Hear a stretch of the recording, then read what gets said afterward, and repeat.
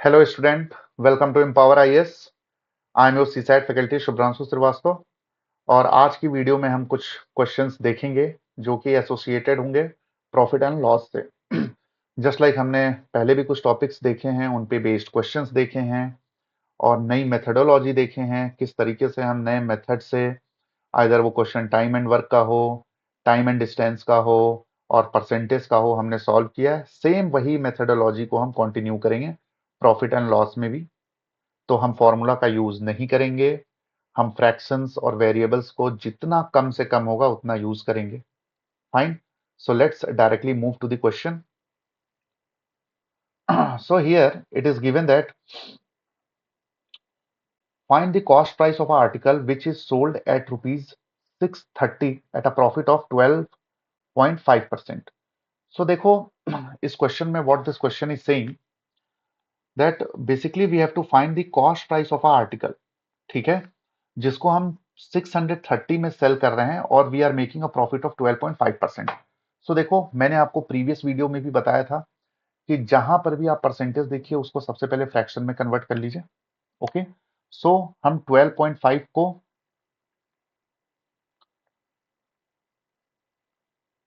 जैसे ही फ्रैक्शन में करेंगे परसेंटेज हटा के जीरो लगाएंगे और फिर हम इसको देखते हैं 25 5 टाइम्स 25 4 8, इसका मतलब ये किसके इक्वल आ जाएगा, 1/8 के। फाइन, अब देखो, find the cost price of a article which is sold at 630 at a profit of इतना। अब हमें पता है कि कॉस्ट प्राइस होता है एक, एक सेलिंग प्राइस होता है।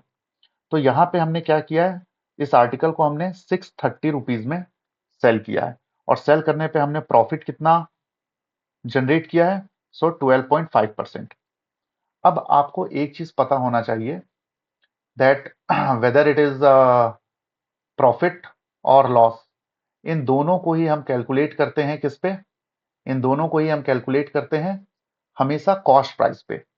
फाइन, मतलब कि भले आप प्रॉफिट बुक कर रहे हो या लॉस बुक कर रहे हो, जो भी आपका प्रॉफिट परसेंटेज या लॉस परसेंटेज कैलकुलेट होता है ये हमेशा with respect to cost price होता है। चलिए इसको एक एग्जांपल से समझते हैं। सपोज करिए आपने 100 रुपीज का कोई भी प्रोडक्ट खरीदा और उसको 120 में बेच दिया। फाइन, सो आपको प्रॉफिट कितना हुआ, 20 रुपीज का। कितना परसेंटेज हुआ, सो 20 अपॉन आपने कितना इन्वेस्ट किया था, 100 rupees, that is our cost price, वो हमने 100 को डिनोमिनेटर में रख दिया। So 20 upon 100 into 100, 20%। Let's take another example. Suppose करिए आपने 100 रुपीज का कोई प्रोडक्ट खरीदा और आपने उसको 80 रुपीज में सेल कर दिया। अब आपको लॉस हुआ, लॉस कितने का हुआ, 20 रुपीज का। लॉस परसेंटेज कितने का हुआ, सो अगेन हम क्या करेंगे, लॉस अपॉन कॉस्ट प्राइस, जितना पैसा हमने इन्वेस्ट किया है वो हम डिनोमिनेटर में रखेंगे। सो वेदर हमें प्रॉफिट परसेंटेज कैलकुलेट करना हो या लॉस परसेंटेज कैलकुलेट करना हो, दोनों में ही डिनोमिनेटर में हमें कॉस्ट प्राइस रखना पड़ता है। फाइन, और इसको दूसरे टर्म्स में हम कैसे बोल सकते हैं, प्रॉफिट परसेंट और loss percent is always calculated on cost price. अब यहां पर देखिए इस पर्टिकुलर क्वेश्चन में हमें प्रॉफिट कितने का हो रहा है, 12.5%, जिसको हमने कन्वर्ट किया है फ्रैक्शन में तो कितना है, 1/8। ओके, सो ये जो डिनोमिनेटर होता है ना, ये हमारा रिप्रेजेंट करता है हमेशा कॉस्ट प्राइस, क्योंकि कॉस्ट प्राइस पर ही प्रॉफिट या लॉस परसेंट कैलकुलेट होता है। और ये 1 एक्स्ट्रा +1 क्यों, क्योंकि हमें प्रॉफिट हुआ है।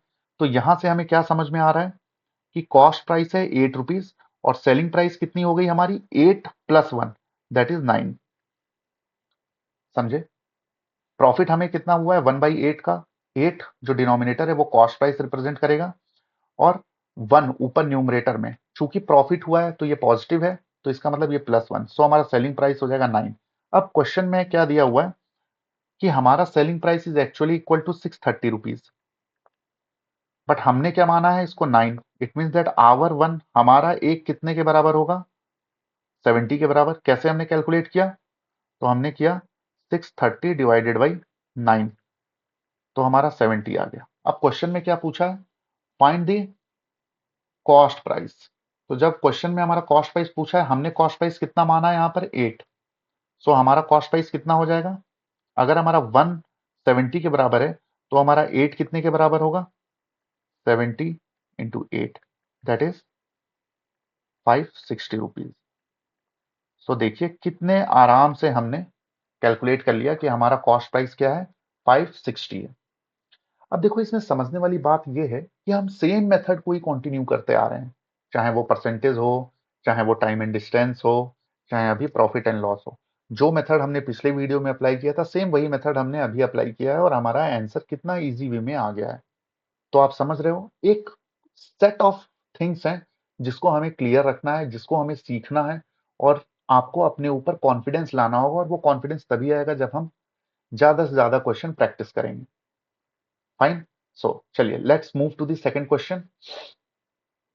सेकंड क्वेश्चन हमारा क्या बोल रहा है,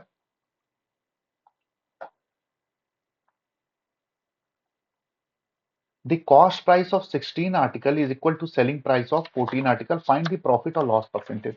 तो सबसे पहले आप मेरे को बताइए इस पूरे ट्रांजेक्शन में या इस पूरे प्रोसेस में हमें प्रॉफिट हो रहा है या लॉस हो रहा है।